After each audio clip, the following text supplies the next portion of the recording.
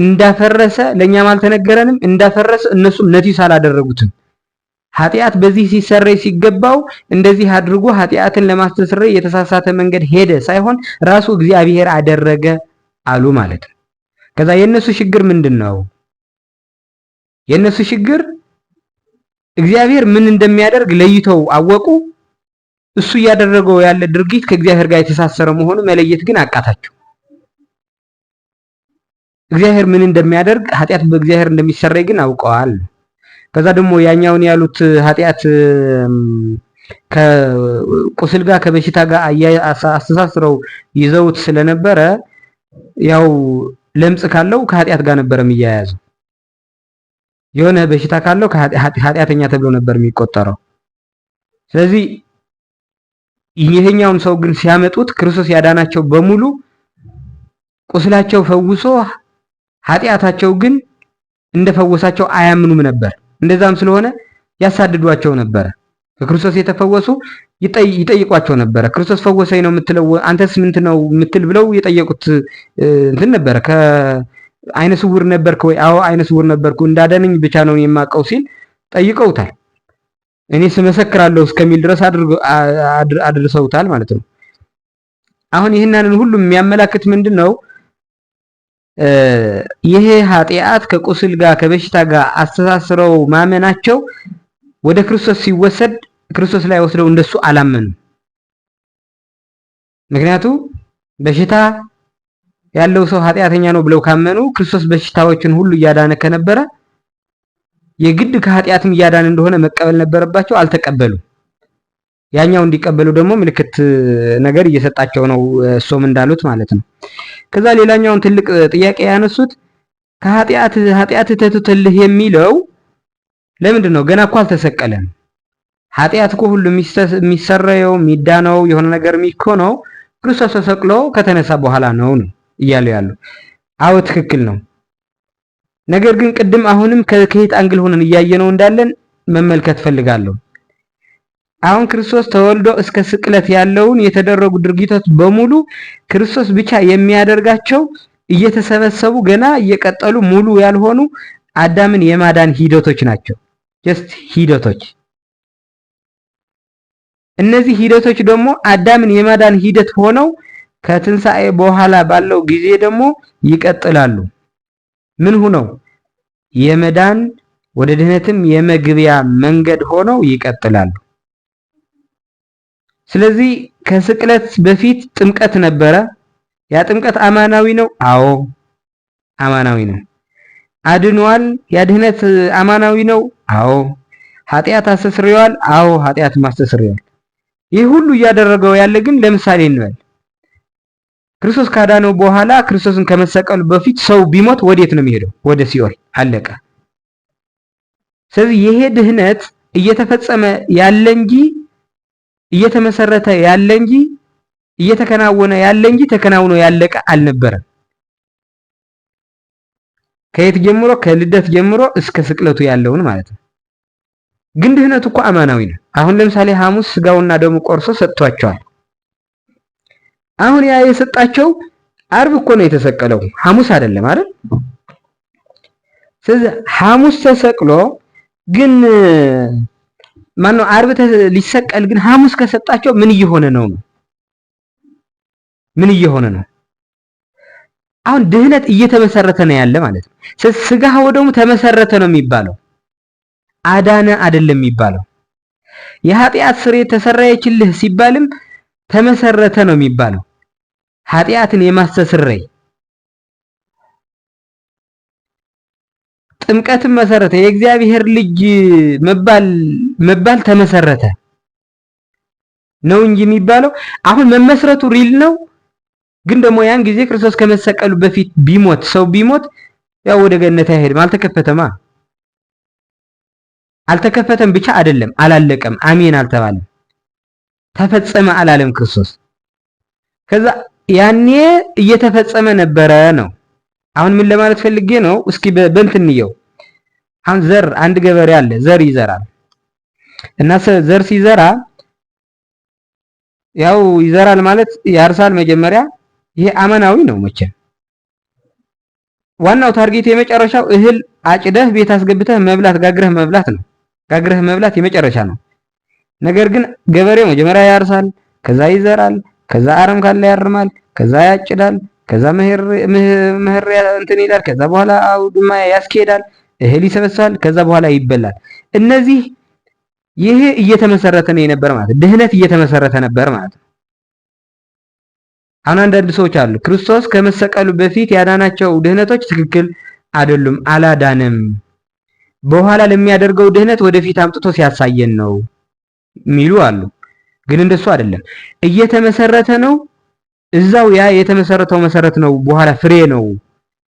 አሁን ለምሳሌ ስለ ልደቱ መስበክ ፍሬ ነው። አሁን የሱ መወለድ ግን ፍሬ አይደለም። ስለ ልደቱ ሰብከህ መወለዱ አምነህ መዳን ፍሬ ነው። መወለዱ ግን ይሄኛውን ፍሬ ያፈራ ነው። መወለዱ በራሱ ድርጊቱ። ስለዚህ በመወለዱ እያዳነን ነው። መወለዱ ማመን ደግሞ የድህነት መንገድ አድርጎ እያስቀመጠ ነው። በሱም እንድናለን። ስለዚህ ያለ መወለድ መወለዱን አምነህ መዳን የለም። ያለ መጠመቁ ያለሱ መጠመቅ በዮርዳኖስ ሂዶ ያለሱ መጠመቅ እኛ ተጠምቀን አንድንም። ጥምቀት ፍሬ ነው። የትኛው ነው ፍሬ? በኋላ አሁን የምንጠመቀው ጥምቀት የትኛው ነው? ግንዱ ዘሩ የተዘራው ዮርዳኖስ ላይ ክርስቶስ የተጠመቀው ጥምቀት የመሰረተው ማለት ነው። ጥምቀት አስፈልጎት አይደለም፣ ባለፈው እንዳየን። ከዛ በኋላ ተሰቀለ። ስቅለቱ ዘር ነው። መሰቀሉ ማመንና አምነህ መዳን ፍሬ ነው። ስለዚህ ያ ቀጥታ ተግባር ናቸው፣ ድርጊቶች ናቸው ክርስቶስ ያደረጋቸው። ያ ድርጊቶች አምነህ መዳን ደግሞ ሁለተኛው ፍሬ ነው የሚሆነው ማለት ነው። ስለዚህ እዚህ ጋር ተሰረየችልህ ሲል ስሬት እየመሰረተ ነው። እንደዚህ እየመሰረተ ነው። ከዛ ሌላ ከስርዓት ጋር ተሳስሮ ግን ከሂድህ ለራስ ካህን ለካህን አሳይ ማለት ራስህ አንጻ ማለት አይደለም። ሲያነጻው አንጽቶታል፣ ሲያድነው ኃጢአቱም አሁን ኃጢአት ለመሰስረይ ቀጥሎ ክርስቶስን ካስተሰረየ በኋላ ይሄ ስሬትን ከመሰረተ በኋላ ዘአሰርኩሙ በምድር ይኩን እሱረ በሰማያት ወዘፈታሂኩሙ በምድር ይኩን ፍትሐ በሰማያት ብሎ ስልጣን ሰጥቶ መስርቶ ከዛ በኋላ ሰው ሲያደርገው እንዴት እንደሚያደርገው ለማሳየት ነው ሂድ ራስህን ለካህን አሳይ ያለው እንጂ የቀረ ኃጢአት ኑሮ የሆነ መንገድ ላይ ክርስቶስ የሆነ ያቅሙ አንስቶ ያ ሂዶ የሚያሳየውን ካህን ተጨማሪ ስራ ሰርቶ እንዲፈታው ወይ ደግሞ የሚጨምረው ነገር ስለነበረ አይደለም። የመጨረሻ ክርስቶስ ነው። ወደ ክርስቶስ ለመሄድ ካህን ሊያስፈልግ ይችላል። ወደ ክርስቶስ ለመሄድ ሌላ ነገር ሊያስፈልግ ይችላል። ከክርስቶስ ግን ሂድና እንዲህ አድርግ ተብሎ ከክርስቶስ ሂዶ ግን የሆነ ክርስቶስ ጋር የጎደለ ሊሞላው የሚችል ወይም ደግሞ ሊለው የሚችል ነገር የለም። የመጨረሻ ስሬት የመጨረሻውም ድህነት ክርስቶስ ጋር ነው። ሌሎች ግን ወደሱ መንገድ ናቸው ነው ብዬ ነው ልወስድ የምችለው። ስለዚህ ካህን አሳይ የሚለው ትክክል ነው። ከስርዓት አንጻር አንስተውታል። ጥያቄው ያነሱት ትክክል ነው። ነገር ግን ካህን አሳይ ያለበት ምክንያት በኋላ መጥተው ሰዎች ካህንን ለካህን በካህን አድርገው ወደ ክርስቶስ እንዲገናኙ ከማሰብ አንጻር ነው። ያ ልምድ እንዳይጠፋ ከማለት አንጻር ነው እንጂ ክርስቶስ መሃል ላይ ገብቶ ከዛ በኋላ ካህን ወይም ደግሞ ስርዓት እንትን ብሎ አይደለም ነው። ከዛ ሌላኛው ይሄ ሰውዬ ያዳነው ወርእዮ ሃይማኖቶም ይላል። ሃይማኖታቸው አይቶ ነው ያዳነው ይላል። እና ይሄ የነሱ እምነት ለነሱ ነው እንጂ ለሱ ይሆናል ወይ የሚል ጥያቄ ነው የሚያጭረው። ስለዚህ ምን እያለ ነው አሁን? አማላጅነት እየመጣ ነው። የሌሎች ሰዎች አማላጅ እስከምን ድረስ ነው? ከዛ ቅዱሳኑ ሲያብራሩ መጽሐፍ ላይ እንደተበራራው ከሆነ ይሄ ሰውዬ የራሱ ፈቃድ አለው። ተሸክመውት እንዲመጡ መፍቀዱ፣ እሺ ማለቱ የራሱ ፈቃድ አለ። ከፈቀደ በኋላ ግን አቅም የሌለው ሆኖ ሲቀር እርዳታ ያስፈልገዋል። እርዳታ የሚያስፈልገው አቅም ባለው ለነፍሱ የነፍስና የንጽህና የቅድስና አቅም ባላቸው ሰዎች ይረዳል። በስጋው እንደ በሽተኛው በስጋ ሲደክም ደግሞ የስጋ ጉልበት ያላቸው ሰዎች ይረዱታል። ያ መርዳት ደግሞ በጸሎት ሊሆን ይችላል፣ በእምነት ሊሆን ይችላል፣ በአማላጅነት ሊሆን ይችላል፣ እህል በማብላት ሊሆን ይችላል፣ ስብከት በመስበክ ሊሆን ይችላል፣ መንገድ በማሳየት ሊሆን ይችላል። ሁሉ የአማላጅነት አይነቶች ናቸው፣ ግን ደረጃ አላቸው። አሁን አብዛኛው በቤተ ክርስቲያን ወደፊት እንትን ፍሮንት ላይን ይዞ ክርክር ውስጥ ገብቶ ሰው እየተከራከረበት እያስተማረበት ያለ በነፍስ ጸልየው ያድናሉ የሚል ነው። አንድ ሰው አስተምሮ አዳነ፣ አንድ ሰው ጸልዮ ያዳነ። እነዚህ ምን አይነት አማላጅነት ነው የሚባለው? ስለ አማላጅነት በቤተክርስቲያን የተነካም ስለማይመስለኝ ሰው በትክክልም እየተብራራና በትክክልም እንትን እየተደረገ ስለማይመስለኝ ሌላ ቀን አስፍተን የምናየው ይሆናል። ስለዚህ የነዚህ ሰዎች ክርስቶስ የፈለገው ነገር አለ። እምነታቸው አይተው፣ እምነት አይታይም፣ ሊያየው የሚችል እግዚአብሔር ብቻ ነው። እምነታቸው አይተው ማለት በቃ ምንም ወደ ክርስቶስ ለመቅረብ ማንም አልከለከላቸውም። በቃ ባህል አለፉ፣ ስርዓት አለፉ። ጣራ አታፍርስ ስርዓት ነው። ጣራ አለማፍረስ፣ በበር መግባት፣ ወረፋህ መጠበቅ የሚሉ ነገሮች አሉ። እነዚህ አልገደቧቸውም። በቃ መዳን አለበት ብለው ስላሰቡ ጣራ በስተው ነው ያስገቡት። እምነታቸው አየ ማለት እምነታቸውን ስርዓትን ተሻግሮ ሄደ። አሁን እኮ የኛ እምነት ቢፈተን እንዲያው በኃጢአት ከሚፈተን በስርዓት የሚፈተነው እኮ ነው የሚበዛው። እኛ በቃ ለዚህ ስርዓት ሲባል ሺህ ሰው እንዲሞት እኮ እንፈልጋለን። ለሆነ ስርዓት ሲባል እልፍ ሰው እንዲወገዝ እንፈልጋለን። ለሆነች ስርዓት ሲባል ጳጳስ የሚያክልን ለመስደብ ምላሳችን በጣም ሙሉ በሙሉ ንጹህ ሆነ ይነሳል። የሆነች ስርዓት ፈለሰን ገብቶን ይሁን ሳይገባን ትንሽ የሆነች ተጣሸት ተብሎ ቤተ ክህነቱ የሚሳደብ ሰው አለ። አሁን ቤተ ክህነት ጥሩ ስለሆነ አይደለም፣ መስደብ ያለበት ይሰደባል። ክርስቶስም እያደረገው ያለ አሌለኩም እያለ ያለ እየሰደባቸው ነው። ነገር ግን ከየት አንግል ሆነን ስናየው ነው ይሄኛውን ሊሆን የሚችለው የሚል ነው እና አሁን ስርዓትን ጥሰው ነው ይሄኛውን ሰው ወደ ክርስቶስ እንዲቀርብ ያደረጉትና እምነታቸው ማለት ጥንካሬያቸው ምናምን ማለት ነው እንጂ እምነታቸው ምን እምነት? እሺ ምን እምነት አላቸው? ምንድነው ያመኑት? አሁን ወልደ ማርያም ብለው ያምናሉ ማለት ነው። እነዚህ አራት ተሸክመው ወደ ክርስቶስ ያመጡት በሽተኛ ተሸክመው ያመጡ ሰዎች ወልደ ማርያም ብለው ያምናሉ? ወይስ ወልደ ዳዊት ብለው ስለጠሩት ነው? ወይስ ተወልዷል ብለው ወይ ተሰቀለ ብለው ስላመን ነው? ወይ ተነሳ ብለው ስላመን ነው? ይነሳል ብለው ስላመን ነው? አይደለም። ይሄ እምነተሙ ያለው ጥንካሬያቸውን ይድናል፣ መዳንም አለበት፣ የሚያድነው ደግሞ እሱ ነው ብለው ያሰቡት ሐሳብ ነው። አሁን ያ እምነት በስጋው እንዲፈወስ ነው ያ ያመኑት እምነት እንጂ ወይም አብ ወልድ መንፈስ ቅዱስ ብለው በምስጢረ ሥላሴ ወይም በሆነ ምስጢራት አይደለም። እንደዛ እንዲሆን ራሱ አልነበረም በዛን ጊዜ ይሄ እምነት እንዲያምኑ። ስለዚህ እምነታቸው ሲል ክርስቶስ ወደኛ ስናመጣው እንዴት እንፍታው፣ እነሱ ጋር ሲሆን ደግሞ እንዴት እንፍታው የሚለው በአግባቡ ቢታይ የሚል ሐሳብ ብቻ ነው እንትን ብዬ መሄድ። ይሄ ያነሱት የሰው እምነት በሌላ ሰው ይድናል ወይ የሚለው ግን አሁንም ቢሆን በሌላ ሰው ይድናል ወይ የሚል መጀመሪያ መልሱ በእርግጥ ሰፊ ነው። አሁን እዚህ ጋር አላነሳውም። ግን ሰው ከማን ነው የሚወለደው? ከሰው ነው። የሰው ዘር እየተባዛ ያለ በማን ነው? በሰው ነው። ከመጀመሪያ እንደሱ ታስቦ ነበር ወይ? አይደለም። ግን አሁን ያለው ሰው እኛ እየበዛን ያለ ነው በምንድን ነው? በሰው ነው። ይሄ የመባዛታችን ሂደት ደግሞ የሆነ ጊዜ እንደጠቀስኩት አይከን ብሎ ጠቅሷታል ቅዱስ ጋደስ ኢኮኖሚ ወይም ደግሞ አይከን ብሎ ጠቅሷታል ዮሐንስ አፈወርቅ። አናቃትም። ግን ሰው ትዳር ብለን በምንጠራው በስተጀርባ እግዚአብሔር ሰውን እንዲባዛ እያደረገው ነው። ይሄ የጊዜያዊ ስሜት ምናምን እንዳልሆነ የታወቀ ነው።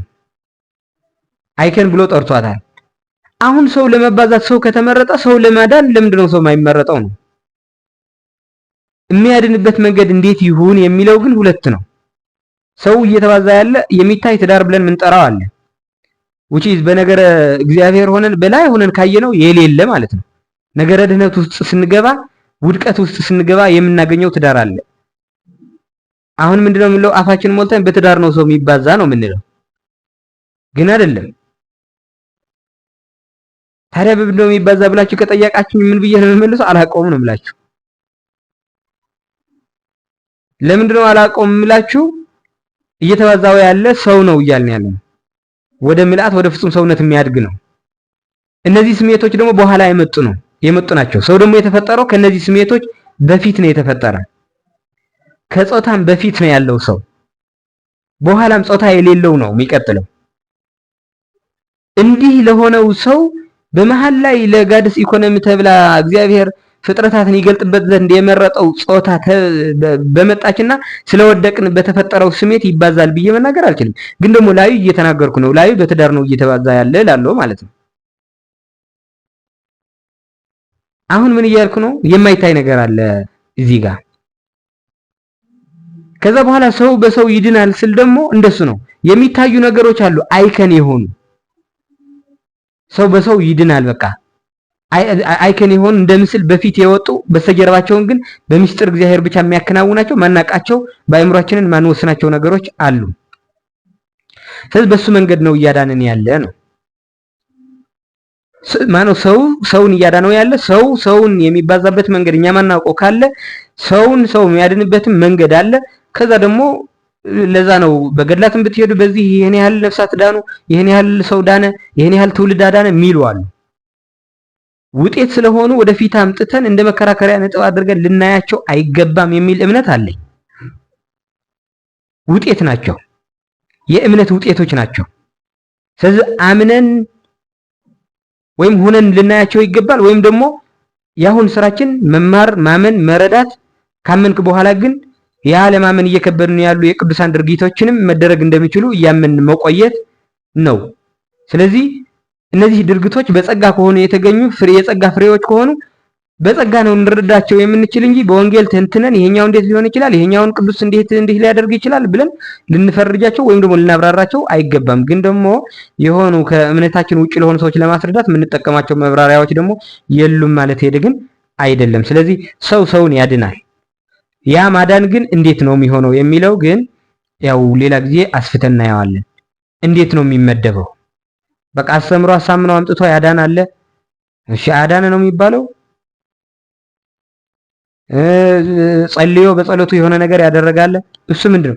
በየትኛው ስፌር ሆኖ ነው ሰውን እያዳነው ያለ የሚለው ጥያቄ ከሰው የት አካባቢ ሆኖ ነው ሰውን እያባዛ ያለ? ሰው ያባዛው ዘንድ ሰው በሰው ይባዛ ዘንድ የት አካባቢ ነው እየተሰራ ያለ? ትዳር ብላችሁ እንዳትመልሱልኝ፣ ትዳር ስላልሆነ። ምክንያቱ ያ ሰው እዚህ ከወደቅን በኋላ የተፈጠሩ ስሜቶች አጅበውት ከሞት ከተነሳን በኋላ ደግሞ የማይኖሩ ስሜቶች ወልደውት ከዛ በኋላ ፍጹም ሰው ሆኖ ይኖራል ስለማይባል ማለት ነው። ስለዚህ ሰው የት ሆኖ እየተባዛ ያለ ካወቅነው ሰው የት ሆኖ ማን እያዳነ እንዳለ እናውቀዋለን። ያው እያየነው እንሄዳለን። ትንሽ ጠጠርም ስለሚል ነገር ነው እንደዛ እያልኩ ያለውና አይ ቲንክ በጣም ብዙ ጊዜ ነው የወሰድነው። ወደ ቀጥሎ ወዳለው አጠር አድርጌ ብገልጥ ነው የሚሻለው። የኛ በጥያቄ መልክ ነው ያነሱት ነው። ሌላ ጊዜም እያየነው እንሄዳለን። አጋጣሚውም ወጥቷል አሁንና ስለዚህ ወደ ቀጣዩ ብንሄድ የሚል ሐሳብ አለኝ። እዚህ ጋር ጥያቄ ካላችሁ ጻፉ። እየነከናቸው ወይም ደግሞ አቅጣጫ እያስያዝ እንሄዳለን። ሁሉ ጥያቄዎችን እንመልሳቸው ማለት አይደለም። የሆነ ጥያቄ ሲነሳ ግን እንዳልኳችሁ የት ሆነን እንየው አንድ ነገር ነው። ምንድነው ምድቡ? ውጤት ነው ወይስ ከውዝ ነው? ከውዝ ከሆነ በደንብ ማጥናት መመራመር እስከ ጥልቅ መሄድ እንችላለን፣ ይፈቀድልናል። ውጤት ከሆነ ግን የምን ውጤት ብለን እንጠራለን ማለት ነው። የትምህርት ውጤት ከሆነ መራቀቅ ይባላል። የጸጋ ውጤት ከሆነ ደግሞ መርቀቅ ይባላል። ስለዚህ በመርቀቅ የተገኙ ነገሮች የተደረጉ ድርጊቶች ላይ ስንደርስ አለመቀበል እንችላለን፣ ዝም ማለት እንችላለን። ዝም ብለህ እያመጣህ በወረደው አእምሮህ እንትን ማድረግ ግን ጥሩ አይደለም። ለመድረስ ከፈለግንም ወደ ጸጋው መግባትና መጸለይ፣ መጾም፣ ያው መበርታት ነው የሚኖርብን።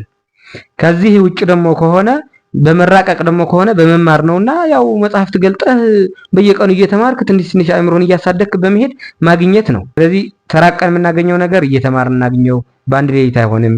በርቀት ደግሞ የሚገኘው ይሄ ረቀው ደግሞ ያገኙት በጸጋ ያገኙት ነገር በጸጋ ነው የሚመለሰው። እሱ ብቻ አይደለም፣ ሙተህ የሚመለስ ጥያቄም አለ። ሳትሞት የማይመለስ ጥያቄ አለ። ለምሳሌ ከሞትን በኋላ ነፍሳችን እንዴት ነው የምትመስለው? እንጃ፣ ሙተን እናያታለን፣ ያኔ ይመለሳል። ለጊዜው ግን እንትን እያልን እንሄዳለን። ዝም ብለን ለማስረዳት እየሞከርን አቅጣጫ እያስያዝን ቅዱሳን አባቶቻችን በጸጋ ያስተማሩን ነገር በጸጋም ብለው በመራቀቅ ያመጡትን ትምህርት እያብራራን እንሄዳለን በሚል ልለፈው ይሄኛውና ወደ ቀጣዩ ቢሄድ የተሻለ መስሎ ስለተሰማኝ ወደ ቀጣዩ እንሄዳለን።